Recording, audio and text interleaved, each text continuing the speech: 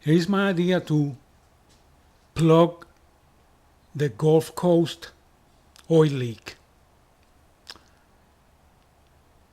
First, as we can see here in this video, there's the leak. We need industrial grade chicken wire or some kind of chain link. We lay one layer on top of it, secure it to the bottom of the ocean, like your life depends on it. Next, you take another layer of this industrial chicken wire, lay it across from the other one, secure that one again. Now take another layer and lay it on top of those other two diagonally, secure it. Continue the process. Each subsequent layer should be slightly larger, so that it's individually on the ground at the end, so it can be secured to the ground. You continue this process, and again, each new layer should be slightly larger than the previous, so that they can each individually be secured to the ground. Continue this process with as many layers as needed. Now we have begun to tame the strength of the flow. And you do it in enough times, with enough layers, and it will almost feel like you have plugged the leak. But I know that it's not completely plugged. Then you take these heavy road construction plates that I see all the time when I go by some construction or something, where you drive on top of these plates. They're very heavy, very thick, very strong. So you take a few of those and you lay them on top of these layers of the chicken wire that has already tamed the oil leak, the hole. You lay them on top. Then with all the industrial equipment that BP has, you take that equipment with the appropriate machinery and you push these plates on the chicken wire towards the ground until you seal it.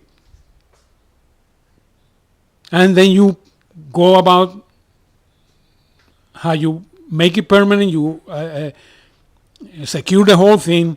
You can build some kind of box around the whole thing and seal it permanently. And we're done.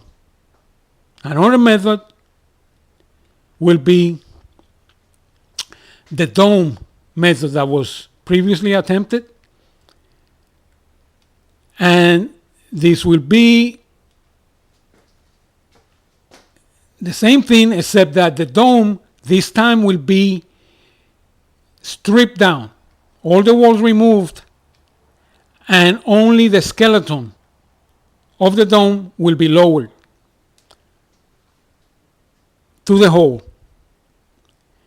And the walls that have been removed from the dome will be cut into manageable small pieces that you will then slide back to the dome to form the walls. But they have to be like 2x4 pieces, cut into 2x4s, so that when you slide back each piece, it's not big enough for the strength of the leak to do anything. Because first, it's not going to do anything to the skeleton of the dome, because there's nothing to push against.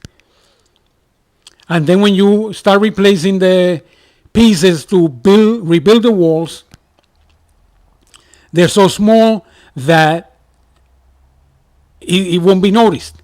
And then you begin to redirect the direction of the flow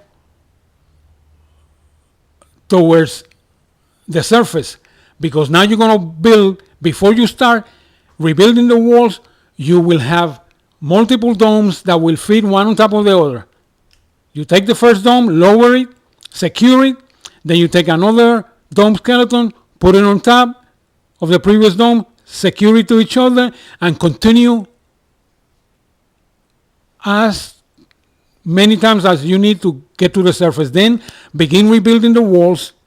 Or in another case, if you don't want to be going through the cutting process and sliding, you could take chicken wire and wrap it around these domes, as many layers as needed, to again cancel the holes of the chicken wire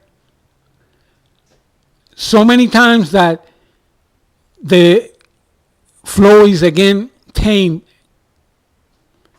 and continue right up to the top. And then take some kind of sheet metal, that is a roll of sheet metal that you wrap around this dome skeleton and chicken wire contraption, and this will be the way to seal the whole thing, and then weld it or whatever else you need to do to make it permanent. And then you have created some kind of gigantic pipe with the dome skeletons, the chicken wire, and the metal around, the solid metal that you are able to wrap around the whole thing. That's it. Very simple. Thank you for your time.